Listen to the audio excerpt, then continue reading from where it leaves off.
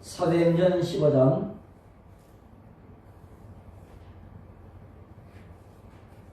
19절부터 21절까지 먼저 봅니다. 사도행전 15장 19절부터 21절까지 시작.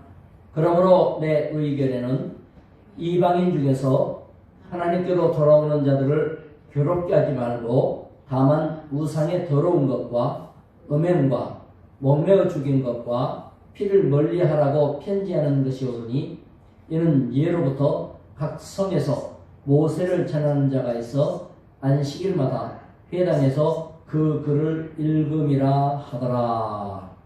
아멘. 이제 야고보가 예수님의 친동생인데 모든 의견들이 분분할 때 마지막 정리를 합니다. 야고보가 의장이죠. 예루살렘 교회 의장, 지도자. 결정의 근거는 하나님 말씀이에요.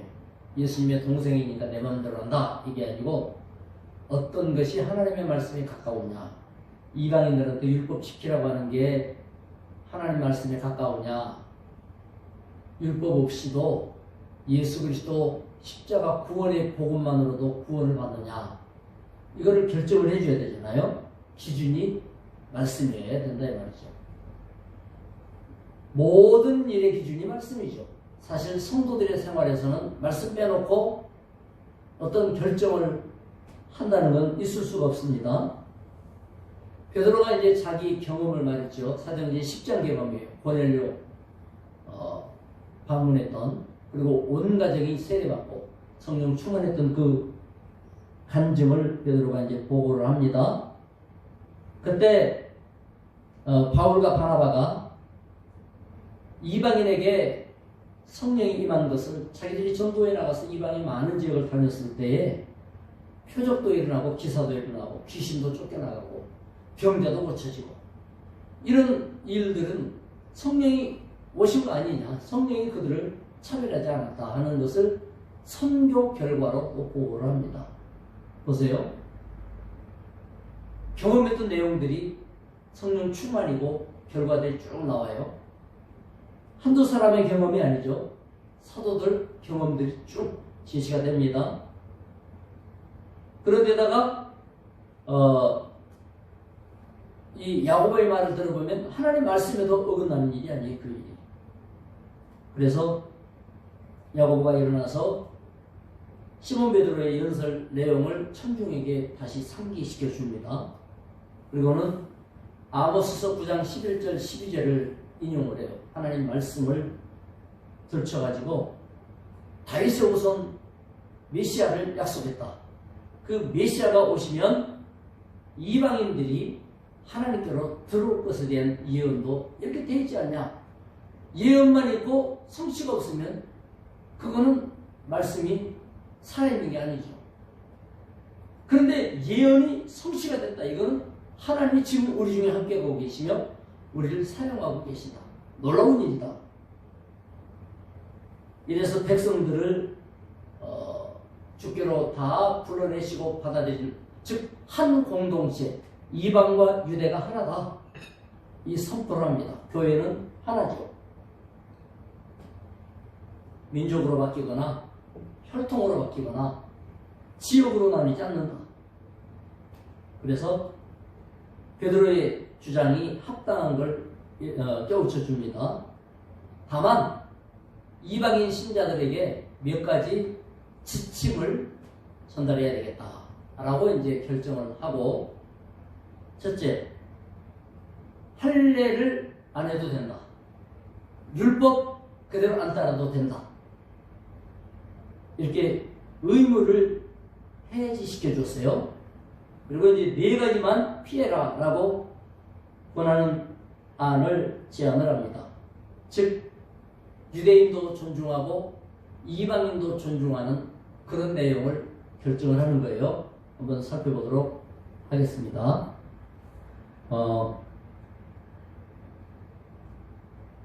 27절부터 29절까지 봅시다. 27절부터 29절까지 시작. 그리하여 유다와 실라를 보내니 그들도 이 일을 말로 전하리라. 성령과 우리는 이 요긴한 것들 외에는 아무 짐도 너희에게 지우지 아니하는 것이 옳은 줄 알았노니 우상의 제물과 피와 목매어 죽인 것과 음행을 멀리할지니라. 이에 스스로 삼가면 잘 되리라. 평안함을 원하노라 하였더라. 자, 말씀의 근거에서 몇 가지 지침을 정해서 대표를 파송을 합니다. 이방 교회에. 예루살렘 교회는 야고보의 이 마지막 결론에 대해서 전부 수용을 하고 수긍을 합니다. 동의한 거죠. 편지에 써서 이방 교회에 전달하기로 하고 두 사람을 대표자로 선정을 합니다. 이방 교회에서 온 바울과 바나바가 있지만 예루살렘 교회에서 보낸 사람이 같이 가면 아 진짜 그렇게 결정했구나 이런 확증이 되니까 우리가 가서 그렇게 결정보고 왔습니다. 바울 바나바가 그렇게 말하는 것보다는 함께 있던 대표단이 파송되고 더군다나 사인이 들어있는 편지까지 우리로 말하면 인감 첨부해가지고 대표자가 딱 공증해갖고 보내주면 아 이 결정이 진짜구나 이렇게 되는 거죠. 그 대표가 누구냐? 유다와 실라인데 유다는 히브리파 어려서부터 이스라엘에서 나고 자란 그런 완전 유대인이에요. 그리고 신라는 누구냐? 헬라파.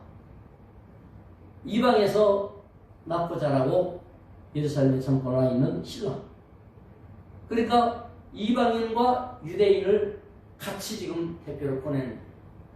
그러니까 세계각지에 흩어져 있는 유대인들에게도 해당이 되고 새로 교회에 들어온 이방인들도 해당되고 그야말로 온 교회가 평안하고 화목을 이룰 수 있는 그 두 대표를 뽑아서 보낸 거예요. 말로 설명 안 해도 그것만 봐도 야 완전 히브리파네 완전 헬라파네 이게 나오는 거죠. 그리고 금지사항은 유대인들이 어려서부터 해왔던 거예요. 우상제물을 피해라. 우상에 참여하는 자세로 우상제물을 가까이 하면 고린도서에도 그게 굉장히 중요한데요. 우상제물을 가까이 하는 것은 우상을 가까이 한다. 이렇게 인식들을 했어요. 그리고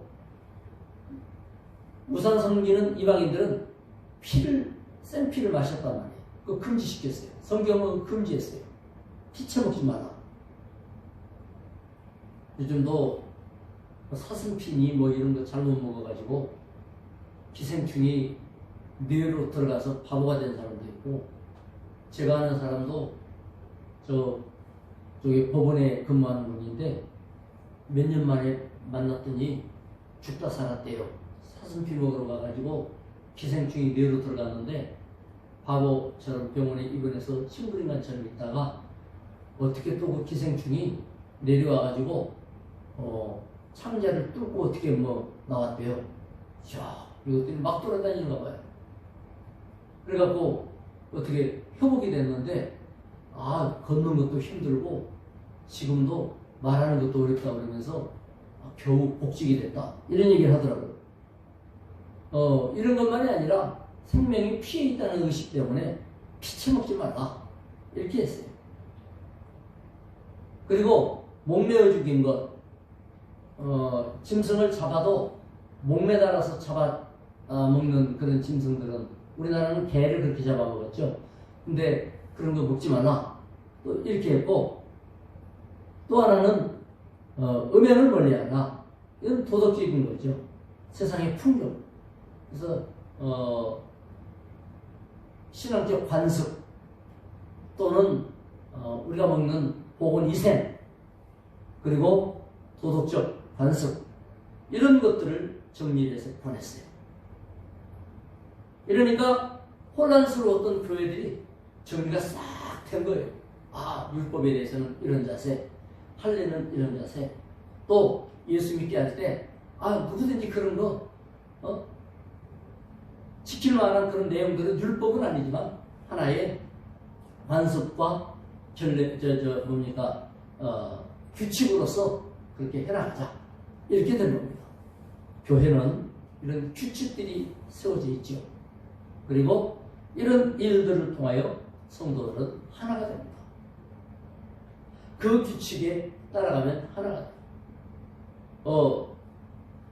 어떤 교회, 어떤 부대는 인사가 충성이에요. 군인들은 다 충성한 줄 아는데 그러지 않아요. 그 부대는 충성부대예요. 또 이기자 부대라는 게 있었는데 그 부대는 이기자! 이렇게 인사를 해요.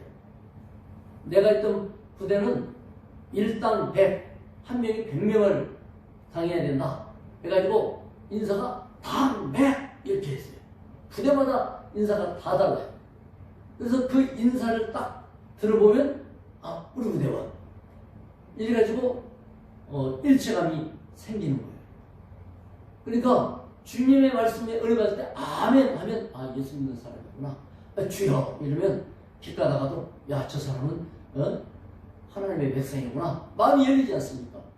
예루살렘 교회는 이런 규칙들을 통해서 공동체가 든든해졌고 하나가 되는 역사가 일어났어요.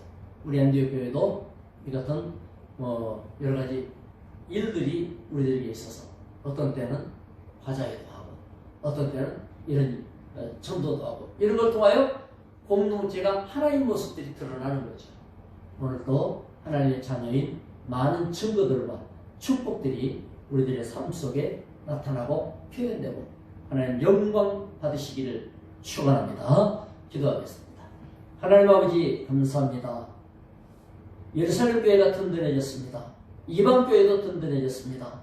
온 교회들이 참으로 힘을 얻었습니다. 그리고 세계복음화의 길이 열렸습니다. 우리 교회도 그 길을 따라갑니다. 성령님 역사해 주심으로 큰 영광 나타내시며 주의 증거로 함께하여 주시옵소서. 예수님의 이름으로 기도드리옵나이다. 아멘. 각자 기도하시기